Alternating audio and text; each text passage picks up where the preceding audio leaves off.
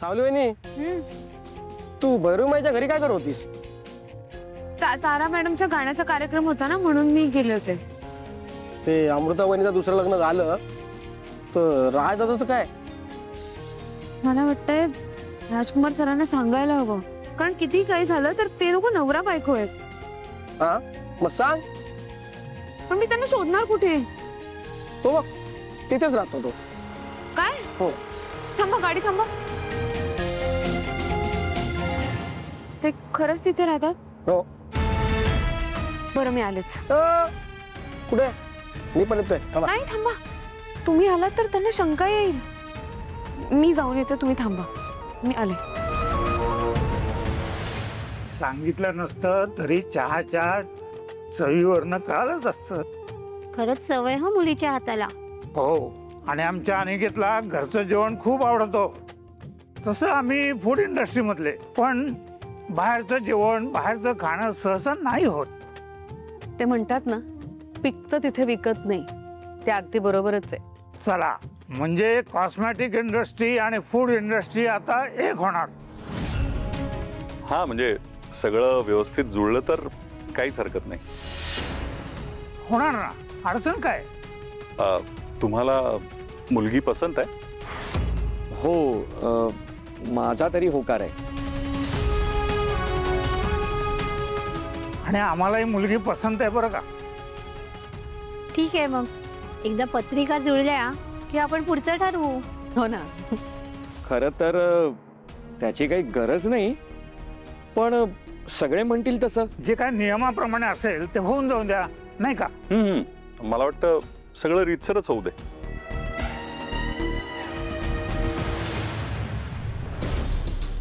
चरणी जायच्या सद्गुरू असे त्यात. अरे तू आहेस? एक सेकंड, एक सेकंड.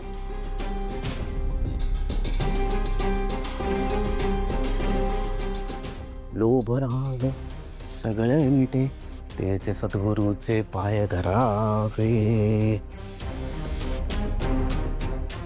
तू इथे कशी काय? काय काका बऱ्यात ना? वा, क्या बात. काय ग? मला तुम्हाला काहीतरी महत्त्वाचं सांगायचं होतं, म्हणून मी इथे आले. बोल.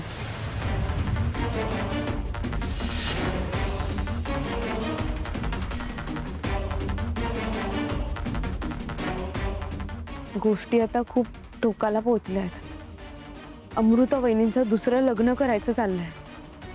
खूप चांगली गोष्ट आहे, नाही का? माझ्या सगळ्या शुभेच्छा तिच्या पाठीशी. तुम्हाला खरंच तुम्ही केलेल्या गोष्टींचा पश्चाताप होत असेल ना राजकुमार सर, तर अमृता वहिनींना एकदा भेटून त्यांची मनापासून माफी मागावी, असं नाही वाटत का तुम्हाला? माफी? सावली, मला सांग, माझ्या वाटण्याने न वाटण्याने काय फरक पडणार आहे? काही संबंध उरलाय का? मी जे वागलोय ना अमृताशी, त्याला कुठलीच माफी नाहीये. नालायक आहे मी या सगळ्याच्या बाबतीत. इतक्या वर्षाचा संसार मी असा एका सेकंदात तोडून टाकला. ती नाही का डिझर्व करत? आनंद, सुख सगळं डिझर्व करते ती. इतक्या वर्षामध्ये मी जे तिला कधीही देऊ शकलो नाही, ते कदाचित या माणसामुळे तिला मिळेल. असा विचार नको का करायला मी? आणि मला नाही वाटत ती आता माझा स्वीकार करेल. खरं सांगू का, आमच्या दोघांचेही मार्ग आता वेगळे झालेत. त्यामुळे मी देवाकडे एवढीच प्रार्थना करतो की हा जो तिच्या आयुष्यात नवीन पुरुष येणार आहे ना, तो तिच्या सगळ्या इच्छा आकांक्षा माझ्यापेक्षा खूप जास्ती प्रेम करेल तिच्यावर. मला एवढंच ईश्वरचरणी प्रार्थना करायची. वा, म्हणजे तुम्ही त्यांच्या आयुष्यात जी पोकळी निर्माण केलीत ती दुसऱ्या कोणीतरी भरून काढावी अशी इच्छा आहे तुमची? हो, एवढ्या वर्षांचा संसार तोडताना खूप त्रास होतोय अमृता वहिनींना. तुम्हाला नाही होते का त्रास? होतोय, खूप त्रास होतोय मला. तुझ्या ज्या क्षणी मला सांगितलं ना तिचं दुसरं लग्न ठरवते माझी आई, होतोय मला खूप त्रास. काय करू पण? कोणाला सांगू? सांग, कोणाला दोष देऊ? सावली, ही माझी कर्म आहेत जी माझ्या समोर येऊन उभी ठाकली आहेत. त्यांची शिक्षा भोगतोय मी, आणि ती मला भोगावीच लागणार आहे. अर्थात तुम्ही वाईट वागलात आणि त्याचीच शिक्षा तुम्हाला मिळते असं म्हणताय, पण ही शिक्षा फक्त तुम्हाला एकट्याला नाही मिळते. अमृता वहिनी सुद्धा भोगतायत हे सगळं. आम्ही कोणीच तुम्हाला कधीच माफ नाही करू शकत. आमच्या मनात अजूनही तुमच्यासाठी राग आहे. पण तुम्हाला सांगू, माझं तुम्हाला इथे भेटायला येणं, तुम्हाला ह्या सगळ्या गोष्टी सांगणं, माझी ही सगळी धडपड आहे ना, ही अमृता वहिनींसाठीची आहे. मी बघते, मला खूप काळजी वाटते त्यांची. खूप त्रास होतोय त्यांना. आणि राजकुमार सर, तुम्ही जर खरंच बदलले असाल ना, तर तुम्हाला तुम्ही केलेल्या चुकांची जबाबदारी घ्यायला हवी. कारण पळून जाणं सोपं असतं, पण सामोरं जाण्यातच खरं धैर्य असतं. क्या बात आहे. मी तुझ्या आई वडिलांचे ना नेहमी संस्कार काढले. तुच्छ वाटायचे ते सगळे, पण आज मला कळत की ते किती किती महत्वाचे आहेत. आणि खरंच त्याने तुझ्यावर खूप चांगले संस्कार केलेत.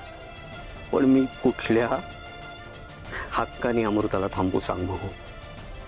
पुलाखालनं एवढं पाणी निघून गेलंय ना, आता ते शक्य नाही. काका येतो. हा, वेळ होतोय मला गॅरेजवर जायचं. हा, तुला मी सोडू का कुठे? एक सांगू तुला, तू खूप सुंदर संसार करशील. सारंगला जपशील तू. आणि माझ्या आईच्या ज्या काही इच्छा आहेत ना, त्या सगळ्या तूच पूर्ण करशील. नक्की करशील. चला काका येतो. कुलूप नाही लावणार का? आमचे गुरुजी काय म्हणतात माहितीये का? काय घेऊन आला होतास, काय घेऊन जाणार आहेस? काहीच नाही येते आता. जाशील ना? हो.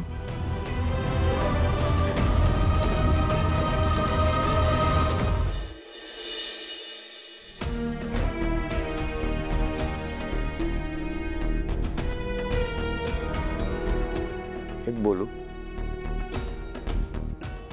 परवानगी लागते का बोलायला?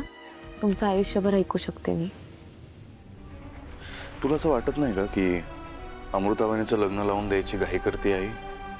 अगदी माझ्या मनातलं बोललात. त्यांनी असा निर्णय का घेतलाय तेच मला कळत नाहीये. मुलगा पण पाहिला आईने. हो, मी बाहेर होते तेव्हा अमृता वहिनींचा फोन आला होता मला. बाहेर होतीस म्हणजे कुठे गेली होतीस? राजकुमार सरांना भेटायला गेले होते मी. कोण आहे माझी बायको? ही मला न विचारता सगळ्या गोष्टी कसं काय करते? अगं मी जाणार होतो दादाला भेटायला. मला एक मिनिट, तुला कसं कळलं तो कुठे राहतो? बबलू दादांमुळे. बबलू? नाही, म्हणजे त्यांना माहित होतं राजकुमार सर कुठे राहतात, म्हणून मीच त्यांना बोलले की मी जाऊन येते.